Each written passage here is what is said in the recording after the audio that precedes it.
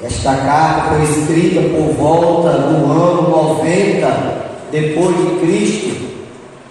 E João aqui, irmãos, ele nos ensina a respeito de um advogado.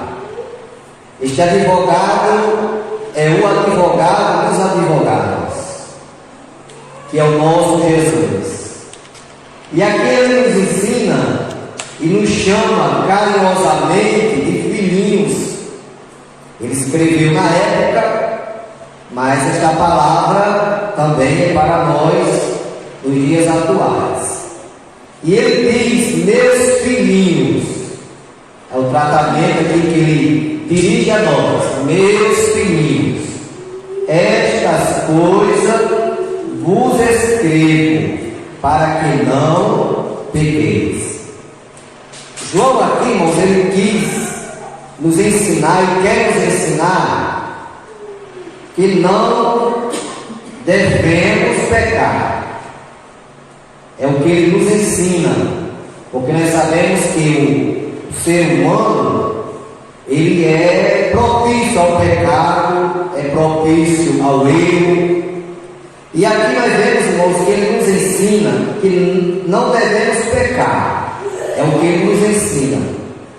Porém, se nós pecarmos, que nós estamos sujeitos, todos nós, porque nós somos humanos, somos falhos, até porque Jesus, ele ensina lá nos evangelhos, ele diz assim: se tua mão pecar, arranque-a e lança para fora de ti, porque é melhor entrar na vida, ou seja, é melhor entrar no céu só com a mão do que com as duas ser lançado no fogo do inferno. Aí em outra passagem, no outro versículo, Jesus diz: se o teu olho fizer você pecar, arranque-o, porque é melhor entrar na vida só com o olho do que com os dois ser lançado no fogo do inferno. Palavra de Jesus. Então nós somos propícios ao pecado. Mas hoje, como nós somos conhecedores da verdade, antes, quando a gente não tinha o conhecimento, a gente pecava e pecava e pecava. A gente pecava e não tinha aquele arrependimento de nós se arrependermos e não fazermos mais. Por quê? Porque nós não tínhamos sido ainda iluminados pela palavra. Mas o salmista diz que lâmpada para os meus pés é a tua palavra e luz para o meu caminho. Então a palavra de Deus é lâmpada para os nossos pés. Para quê? Para nós não tropeçarmos. E luz para o nosso caminho, para nós não errar o caminho. Porque o escritor aos Hebreus diz que Jesus é o autor e o consumador da nossa fé. Devemos olhar para Jesus, autor e consumador da nossa fé. Então, nosso alvo é Cristo.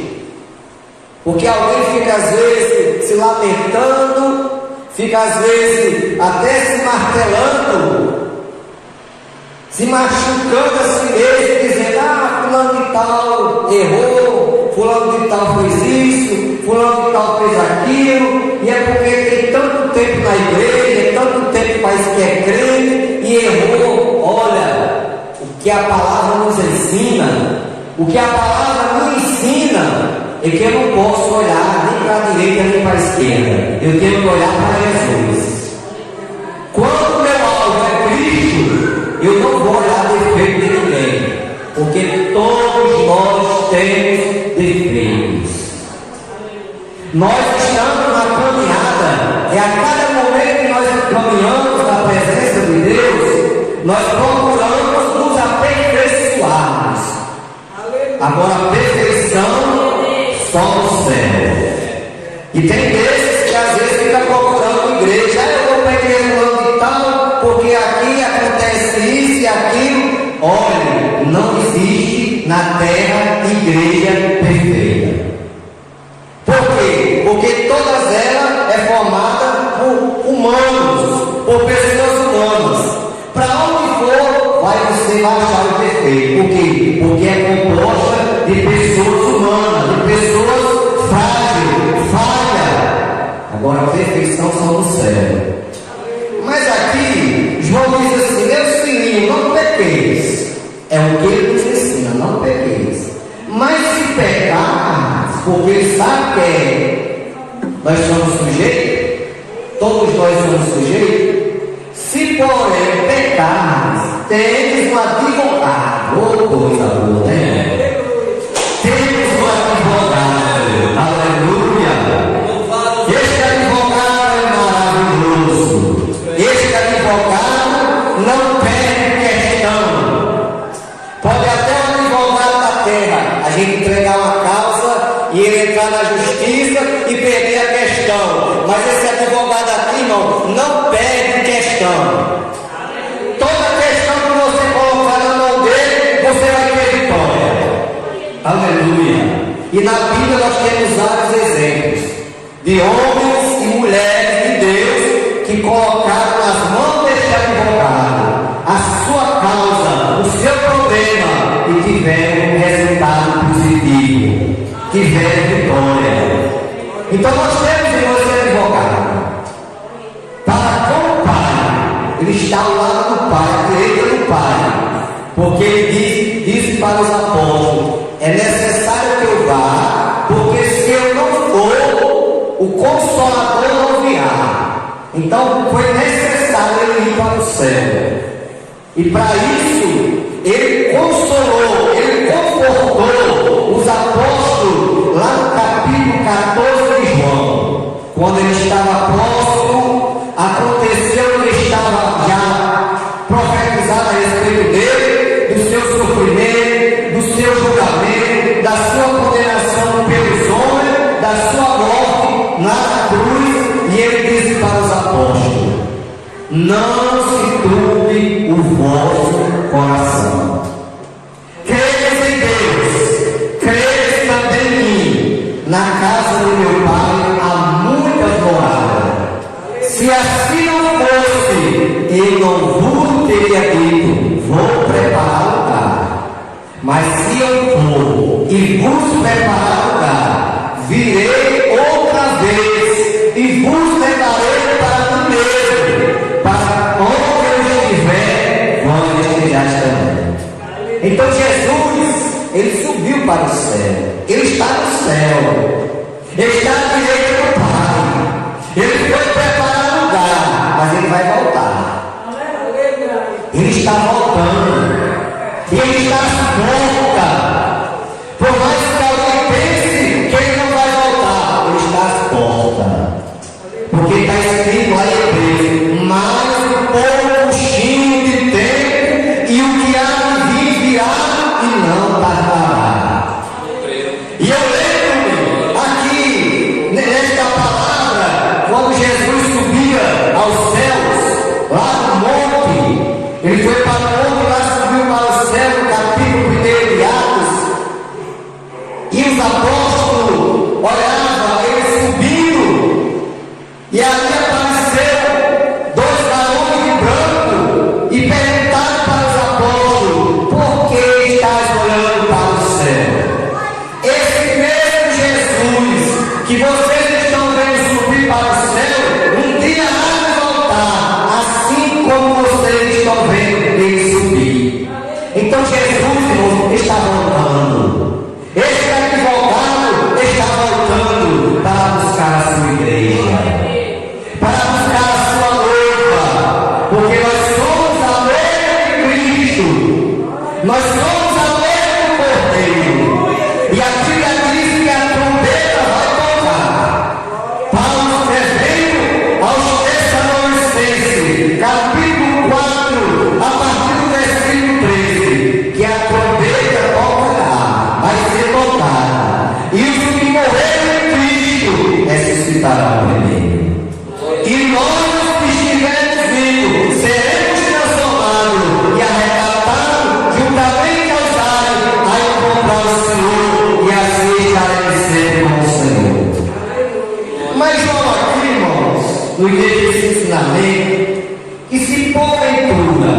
a gente pecar, esse advogado está para lutar por nós. Esse advogado está ao nosso lado para nos absorver, para nos perdoar os nossos pecados. E hoje é grupo de ceia. Eu sei que a igreja aqui é muito bem ensinada, mas é necessário a gente falar. Nós sabemos, irmãos, que existem 3 tipos de pedido de perdão. Ou seja, se eu pequei contra Deus, eu devo me dirigir a Deus e pedir perdão a Ele, somente a Ele. Se eu pequei contra o meu irmão ou contra a minha irmã, eu devo procurar esse irmão ou essa irmã e pedir perdão a ele ou pedir perdão a ela. Se eu pequei, se eu percebi que magoei o irmão, que magoei a irmã, eu devo pedir perdão a essa pessoa. Eu lembro, irmãos, que quando eu fui crente, que geralmente a pessoa quando é crente, dificilmente não tem um intrigado. E quando eu fui crente, eu tinha 2 intrigados. Uma briga que houve na época que eu não era crente, né? Aí eu me intriguei com essas 2 pessoas. Aí quando eu fui crente, eu já sentia o desejo de procurar essas pessoas para me pedir perdão. Aí encontrei a primeira, pedi perdão pelo que tinha acontecido, ela me perdoou, ele me perdoou no caso. Aí procurei a segunda, demorou um pouco encontrar, porque eu já morava em Mossoró e essa pessoa morava no governador de Serra Rosada. E eu sou o governador de Serra Rosada. Mas encontrei essa pessoa. Obrigado, irmão. Encontrei essa pessoa e quando, irmãos, eu encontrei essa pessoa já estava me procurando também. Eu era procurando essa pessoa, que era um jovem, e ele me procurando também, porque ele também era crente e queria pedir perdão a mim. E ali, irmãos, pedimos perdão e graças a Deus, irmãos, aqui na terra eu tenho paz com todos, porque não tem coisa melhor do que você ter paz. Escritores de Deus dizem, e a paz com todos. Então é muito bom ter paz, irmão. Você ter paz, amizade, é muito bom. Mas às vezes acontece a pessoa pecar com o irmão, dizer uma coisa que magoou o irmão ou a irmã, mas aí o que é que eu devo fazer? Dirigir essa pessoa e pedir perdão a essa pessoa. Mas pastor, se essa pessoa não perdoar, aí já é um problema dessa pessoa. Se você fez a sua parte, você foi essa pessoa, pediu perdão, se essa pessoa não tem negócio com você, você já fez a sua parte. O que é que você vai fazer agora por essa pessoa? É orar. É orar por essa pessoa, para Deus tocar no coração, para essa pessoa dar lugar a Deus, para Deus operar na vida dela ou dele, porque a sua parte você já fez, você está tranquilo com Deus, você pode tomar ceia tranquilo, porque você não deve mais nada, porque você já fez a sua parte. Aí aqui quando o irmão diz assim, e ele é a propiciação por nossos pecados, e não somente pelos nossos, mas também pelo de todo mundo.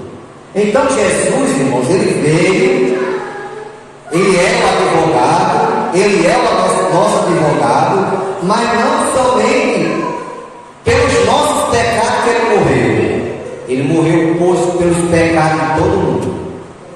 Por isso que a palavra diz, porque Deus amou o mundo de tal maneira que deu o seu Filho unigênito para que todo aquele que nele crê não pereça, mas tenha a vida eterna.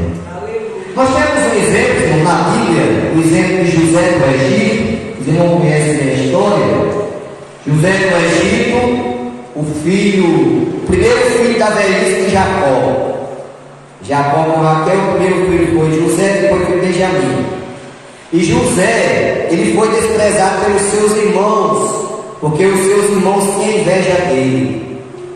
Tinha inveja, e essa inveja, irmãos, levou os seus irmãos a vendê-lo como escravo lá para o Egito. E José foi vendido como escravo para o Egito. E lá no Egito, José foi vendido a Potifar. Potifar comprou José para ser seu escravo. Mas, irmãos, a palavra diz assim: a promessa de Deus é que aonde nós pisar a planta do nosso pé, Deus abençoa. E aquele que nos abençoar será abençoado, e aquele que nos amaldiçoar será amaldiçoado. Nós temos essa promessa de Deus na nossa vida. E assim, irmão José, por causa de José, Deus abençoou a casa de Potifar. Só que nós sabemos, irmãos, que o inimigo, ele não fica satisfeito quando estamos sendo abençoados. Porque o inimigo não quer que nós sejamos abençoados. O que é que acontece? O inimigo usa a mulher de Potifar para tentar a José, para que José pecasse e deitasse com ela. Mas ele, como homem de Deus, um jovem de Deus, não aceitou. E injustamente foi preso, porque ela levantou um falso que ele tinha seduzido ela. E ele foi preso, passou 2 anos preso. Mas, porém, meus irmãos, José, ele servia esse advogado, que é Jesus. Porque Jesus é desde o princípio. Jesus, a Bíblia diz que no princípio era o verbo estava com Deus e o verbo era Deus. E esse verbo é Jesus. E Jesus já existia naquela época. E José não servia a esse Deus maravilhoso, que Jesus é Deus. E a Bíblia diz, irmão, que José passando 2 anos preso, injustiçado, sem dever nada. Mas com 2 anos, o rei Faraó teve um sonho e os magos, os adivinhos, não conseguiram decifrar o sonho. E foi na hora que o copeiro do rei se lembrou de José e disse ao rei que aquele hebreu tinha decifrado o sonho dele e do padeiro.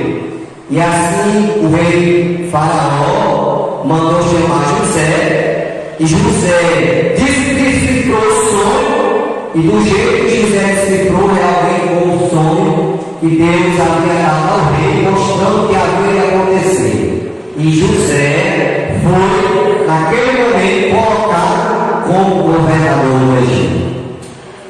Por quê, irmãos? Porque aquele que serve a esse advogado não perde questão. E José foi vitorioso, porque servia a esse Deus que nós servimos. Tinha esse Deus que nós temos também, um Deus de vitória, um Deus que não perde questão, um advogado fiel, um advogado dos advogados.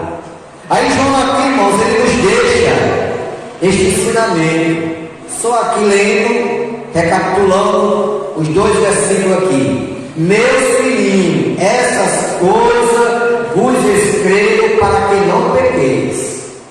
Isso aqui, irmãos, apresenta o fato de que o Senhor nos salva do pecado, não do pecado. Esta passagem nos diz que, como crente, não devemos pecar. A vitória sobre o pecado é encontrada exclusivamente na cruz. Então a nossa vitória, ela já foi decretada na cruz. Quando Jesus falou: Pai, está tudo consumado, nas tuas mãos entrega o meu espírito. Então a nossa vitória não foi consumada na cruz do Calvário. Aleluia. E Paulo escrevendo lá em Romanos capítulo 16, versículo 20, Paulo diz assim: e o Deus de paz em breve esmagará Satanás debaixo dos vossos pés.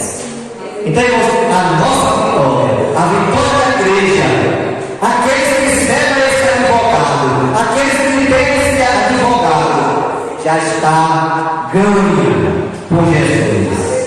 A vitória é nossa pelo sangue de Jesus. Venha o que vier, aconteça o que acontecer, digam o que